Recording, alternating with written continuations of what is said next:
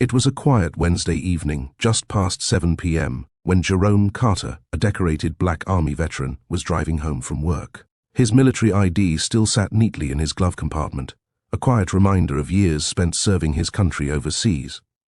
As the sun dipped low behind the trees, the red and blue flashing lights appeared suddenly in his rearview mirror. He pulled over calmly, parking along the shoulder of a suburban road just outside Atlanta. Jerome had no idea why he was being stopped. His license was valid, his registration up to date, and he hadn't been speeding. Like any trained soldier, he stayed composed. 2 police officers stepped out, hands already hovering near their weapons. Jerome lowered his window and placed both hands on the wheel, exactly how veterans are taught during civilian interactions. "Evening, officers," he greeted, his voice steady. "Is there a problem?" The older officer squinted, as if sizing him up. "License and registration," he barked. Jerome nodded, moving slowly and deliberately toward his glove box. "Just grabbing it from here," he said, narrating every move. But before he could reach it, one officer shouted, "Gun! He's reaching for something!" Within seconds, 2 gunshots cracked through the air, one striking the passenger door, the other grazing Jerome's shoulder. Pain shot through him, and instincts honed in combat took over. He threw open the door, tumbled to the ground, and rolled behind the car for cover. Bleeding and shocked, Jerome now had a choice: surrender or defend himself. His training whispered one thing in his ear: survive. Jerome's world narrowed to seconds. Blood ran down his arm, but his mind was crystal clear. Years of combat training had trained him for moments exactly like this. Except it had never been supposed to happen on American soil. He ducked behind his vehicle as bullets shattered the rear window. The police weren't yelling commands anymore. They were shooting to kill. No warning, no justification. Just blind fear and misjudgment. He reached for the side holster he always carried legally, his service-issued firearm. With shaky fingers, he pulled it free and took a deep breath. "This isn't war," he whispered. "This isn't Iraq. This is home." But home didn't feel safe anymore. Another bullet ricocheted off the concrete near his feet. He peered around the tire just long enough to spot one officer reloading. The other had moved for cover behind their cruiser. "Stop firing!" Jerome shouted. "I'm a U.S. Army veteran. I'm armed and injured. I don't want to hurt anyone." No response, only more gunfire. Jerome fired a single shot into the ground, loud enough to send a message, but not to kill. "I said stop." Silence. Then came the chilling crackle of a radio. "We have an active shooter. Suspect is a black male, late 30s military-style reaction. Officer requesting backup." They weren't trying to listen. They were labeling him. His heart pounded, not from fear, but betrayal. As Jerome pressed his back against the bumper, memories flooded in. Dusty streets in Kandahar, patrols through enemy territory, the sound of sniper fire echoing over rooftops. But this wasn't war. Or maybe it was, just a different kind. He remembered his commanding officer's voice: "Never shoot unless you're fired upon. And even then, be sure it's justified." That rule had saved lives overseas. Here, it had almost cost him his. Sirens wailed in the distance. Backup was coming. More guns, more confusion. Jerome clutched his bleeding shoulder, gritting his teeth as pain surged through him. He took deep, slow breaths, combat breathing. He needed to think clearly. Reacting with rage would only seal his fate. His thoughts drifted to his daughter, Layla, only 6 years old. She was waiting at home with crayons and cartoons, not knowing her father was lying on the side of the road, accused of something he didn't do. "Daddy promised to be back for dinner," he whispered. Then came the command: "Drop the weapon and come out with your hands up." Jerome hesitated. What if he did? Would they shoot again? Another voice, rough, panicked, screamed, "We have a visual. He's still armed." The pressure mounted. Any wrong move could be his last. He slowly placed his gun on the ground, far from his reach, then lifted his hands. "I'm coming out," he yelled. "I'm not a threat." The seconds that followed felt like hours. Jerome stood slowly, his left hand raised high while his right bled freely down his side. He took cautious steps away from his weapon. His military training taught him how to de-escalate. His skin color made that training irrelevant. "Don't move," an officer shouted. "I'm not moving," Jerome responded, standing still, both palms facing outward. A second wave of officers arrived, sirens blaring, tires screeching. Dozens of weapons pointed at him.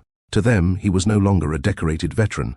He was a suspect, an enemy. "Face down, hands behind your head," Jerome complied.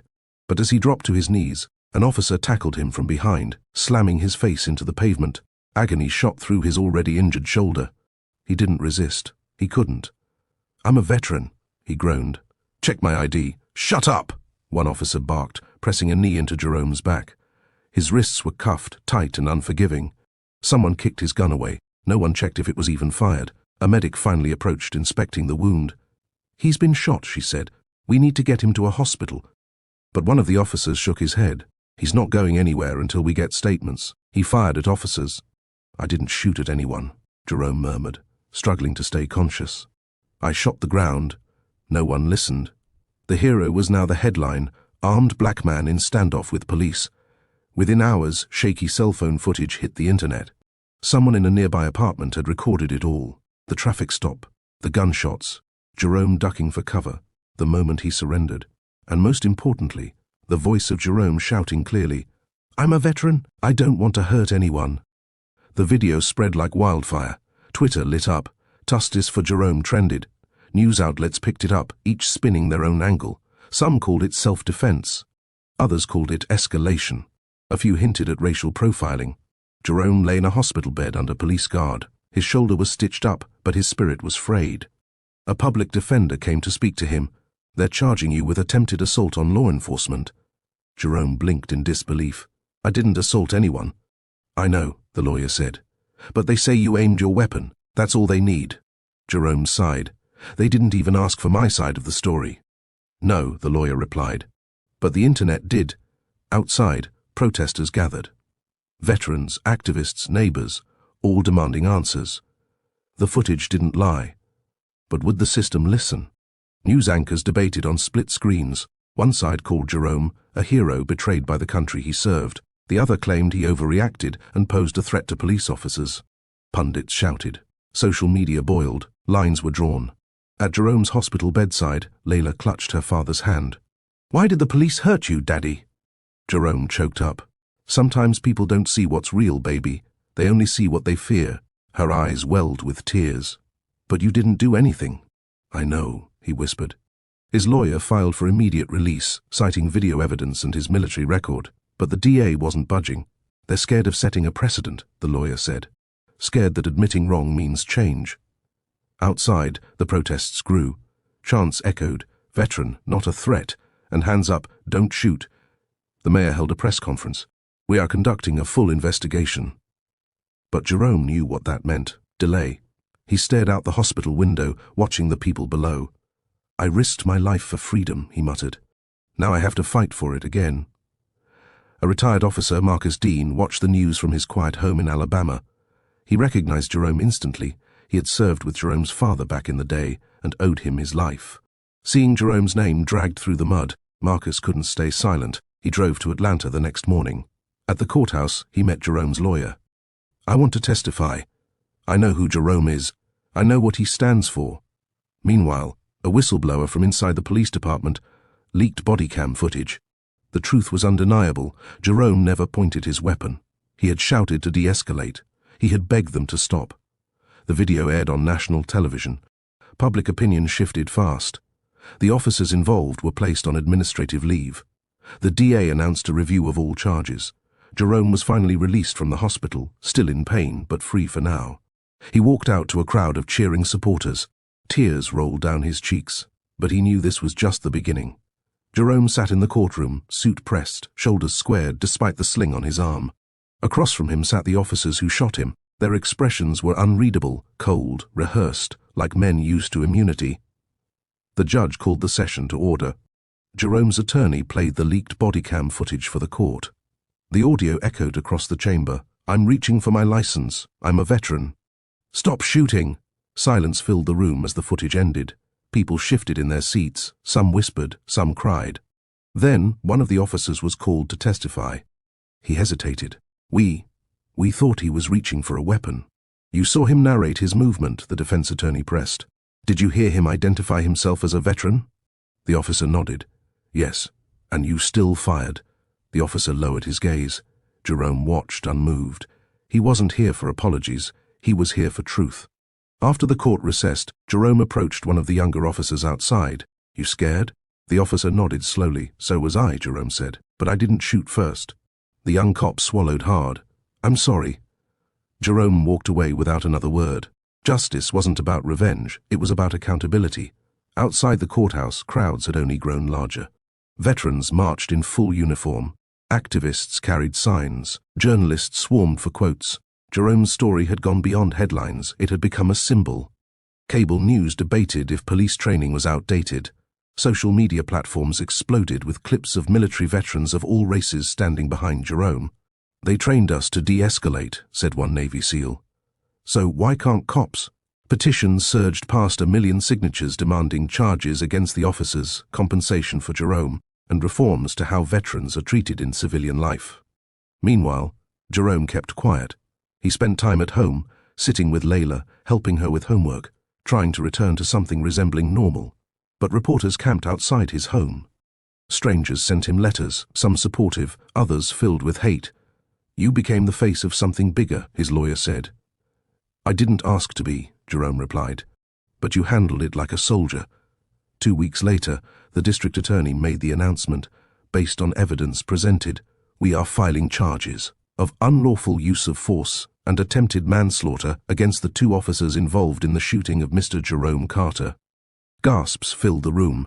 It was historic. Officers rarely faced charges, especially when the victim had survived. Jerome listened silently. He didn't smile. He didn't cheer. Later, he told a reporter, "This doesn't bring back what I lost. My peace, my safety. But it's a start." Meanwhile, the officers were booked and released on bail. Their union announced full legal support. Right-wing outlets twisted the narrative. "War hero or threat," one headline read. But the footage had done its job. Facts had spoken louder than fear. Jerome prepared for a new trial, one where this time he'd sit on the side of justice. As the trial loomed, online tension exploded. Some praised Jerome as a national hero. Others called him a traitor, a fake, even a setup. Anonymous accounts leaked his military record, an attempt to discredit him. But it backfired. His commendations, medals, and spotless service history shut the critics down. Veterans from all branches recorded videos in solidarity. Jerome Carter didn't fail the country failed him. Jerome remained off social media, focusing on healing, physically and emotionally. But Layla saw the online hate. "Why do people say bad things about you?" He hugged her tightly. "Because they're scared of the truth." She looked up. "But you're not scary." He smiled. "Exactly." Still, every knock at the door made him tense. Every unfamiliar car outside made him check twice. Even out of uniform, the war followed him home.